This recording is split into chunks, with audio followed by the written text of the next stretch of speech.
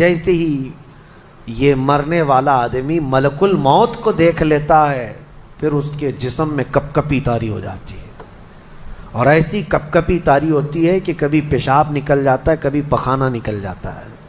اکثر دیکھنا مرنے والوں کی نجاست نکل جاتی ہے، ملک الموت کو وہ بہت قریب سے دیکھتا ہے، اور ان کی دو شکلیں ہیں، ایک بہت السلام علیکم، ایک نئی ویڈیو کے ساتھ پھر سے ایک بار آپ سب کے بیچ حاضر ہو چکا ہوں۔ آج جس ویڈیو کا ریئیکشن کرنے والا ہوں، آج کا یہ ویڈیو بہت ہی خاص ہونے والا ہے۔ کیسے انسان کا موت آنے سے پہلے اسے کیا کیا چیز دکھائی دینے لگتا ہے، آج جس حضرت کے زبان سے یہ بیان کو سنیں گے، آپ اس ویڈیو کو دیکھنے کے بعد یقیناً یہ چیز سمجھ جائیں گے کہ موت آنے سے پہلے کیا کیا چیز انسان کو دکھنے لگتا ہے۔ جس حضرت کے زبان سے اب اس بیان کو سننے والے اس حضرت کا نام ہے مفتی سلمان اظہری صاحب۔ یہ حضرت بہت ایک اچھے عالم دین، اور ان کی تقریر پوری دنیا سنتی ہے اور سمجھتی ہے، تو ہم اور آپ ایک ساتھ آج اس بیان کو سننے والے ہیں تو سمجھنے والے ہیں۔ تو چلیے اس ویڈیو کو شروع کرتے ہیں۔ موت سے پہلے فرشتے آ جاتے ہیں، چاہے تم اچھے آدمی ہو، بیٹھے ہوئے ہو، تم کو بھی اگر موت آنی ہے تو تم پہلے فرشتوں کو دیکھنے لگ جاؤ گے، لیکن بتا نہیں سکتے کسی کو۔ موت سے تھوڑی دیر پہلے فرشتے قریب آ جاتے ہیں، پہلے جماعت فرشتوں کی آتی ہے، پھر ملک الموت آتے ہیں۔ ملک الموت ان فرشتوں کے بیچ آتے ہیں، جیسے ہی یہ مرنے والا آدمی ملک الموت کو دیکھ لیتا ہے پھر اس کے جسم میں کپ کپی طاری ہو جاتی ہے، اور ایسی کپ کپی طاری ہوتی ہے کہ کبھی پیشاب نکل جاتا ہے، کبھی پخانہ نکل جاتا ہے۔ جی یہ سچ بات اکثر ہے۔ دیکھنا مرنے والوں کی نجاست نکل جاتی ہے، جی ملک الموت کو وہ بہت قریب سے دیکھتا ہے، اور ان کی دو شکلیں ہیں، ایک بہت بھیانک شکل ہے، اس کو دیکھنا ہی عذاب ہے، اور ایک بہت خوبصورت شکل ہے، ان کو دیکھنا ہی رحمت ہے۔ سبحان اللہ۔ وہ نیک بندوں کی روح نکالنے کے لیے جب جاتے ہیں تو خوبصورت شکل میں جاتے ہیں، اور جب گنہگاروں کی روح نکالنے جاتے ہیں تو بھیانک شکل میں جاتے ہیں، اور ان کو دیکھتے ہی مرنے والے کا جسم پیلا پڑ جاتا ہے، پیشانی اکھڑ جاتی، آنکھیں پھٹی رہ جاتی، اور پھر خرخرا آنے لگ جاتا ہے، یعنی خرخر کی آواز تیز ہو جاتی ہے۔ وہ بولنا چاہتا ہے اپنے پاس والوں کو، لیکن بول نہیں سکتا، بند ہو جاتا ہے۔ یہ وہ وقت ہے جب اس کے توبہ کا دروازہ بھی بند ہو جاتا ہے۔ اب اگر فرشتوں کو دیکھ کر کوئی توبہ بھی کر لیا، ایمان لایا، تو اس کا ایمان قبول نہیں۔ اس وقت سے پہلے پہلے تک جو بھی ایمان لایا یا توبہ کیا، اس کی توبہ قبول ہے، لیکن موت کا خرخرا آ گیا اور فرشتوں کو دیکھ لیا، اس کے بعد بہت سارے کافر بھی پکاریں گے کہ ہم ایمان لاتے ہیں اللہ پر، نہیں، اب ایمان قبول نہیں ہوگا۔ موت اتنی آسانی سے نہیں آتی، اس کا پروسیس ہے۔ فرشتے آتے ہیں، ملک الموت آتے ہیں، پھر اس کے بعد اس کو گھور کر دیکھتے ہیں، پھر اس کو چت لٹا دیا جاتا ہے، یا جس حالت میں بھی ہے وہ گر جاتا ہے، کھڑا ہے تو گرتا ہے، بیٹھا ہے تو گرتا ہے، موت آنے سے پہلے لڑک جاتا ہے۔ یہ ضروری بھی نہیں ہے کہ آج میں اپنے آپ کو سنبھال کر بیٹھا ہوں، اگر میری موت آنی ہے اسی کرسی سے گر جاؤں، اسی جگہ سے ہم گر جائیں گے۔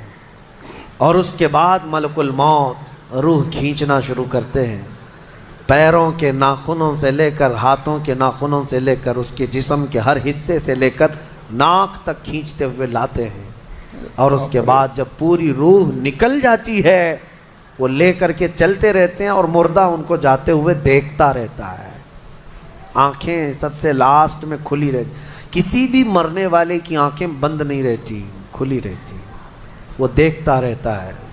اسی لیے حدیث پاک میں ہے، جب کسی کی روح نکل جائے تو سب سے پہلے تم اس کی آنکھیں بند کر دو، ہمیں بند کرنا ہوتا ہے، اور اس کے بعد منہ بھی کھلا رہ جاتا ہے، منہ اوپن رہ جاتا ہے، فرمایا گیا منہ کو دبا کر بند کر دو۔ یہ سب نشانیاں ہیں میرے عزیزوں موت کی سختیوں کی۔ آپ کو پتہ ہے جب رسول کریم صلی اللہ تعالیٰ علیہ وسلم کی وفات آئی، اللہ اکبر، نزع کا عالم اتنا سخت تھا کہ بار بار حضور اکرم صلی اللہ علیہ وسلم کو پورے پانی کے مٹکے انڈیل دیے جا رہے تھے، 3 مٹکے حضور پر انڈیل دیے موت سے پہلے۔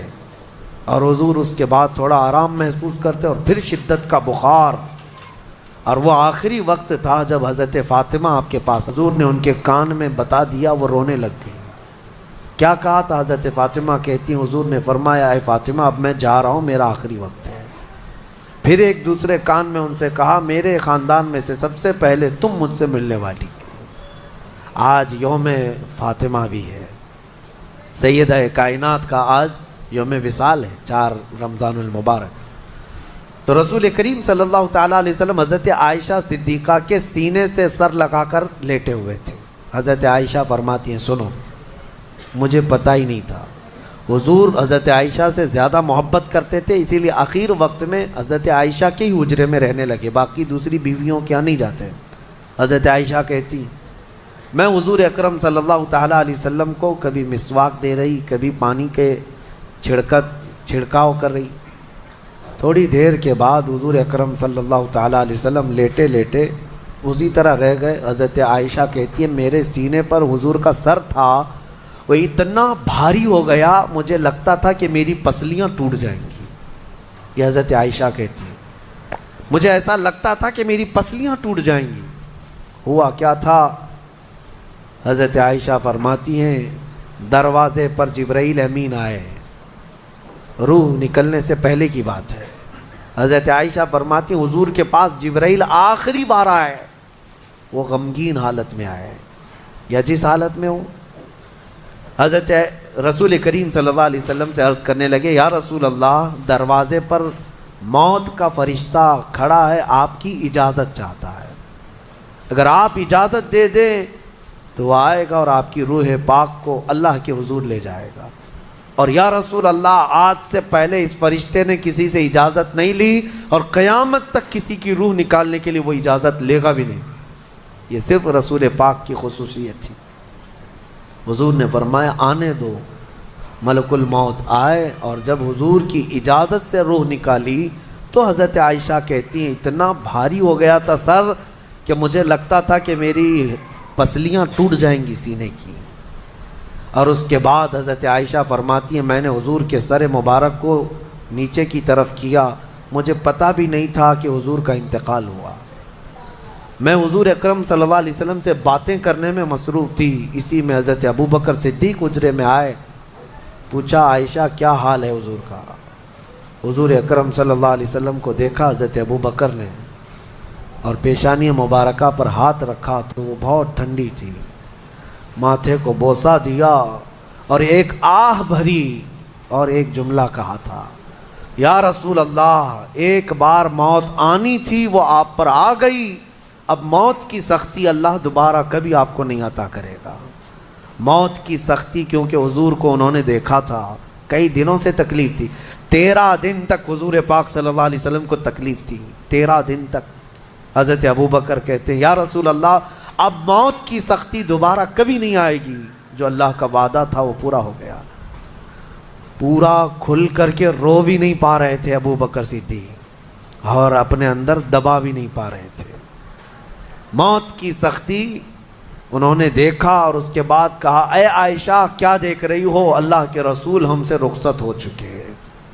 پھر انہوں نے آ کر مسجد میں اعلان کیا اے لوگو اللہ کے نبی کا انتقال ہو چکا.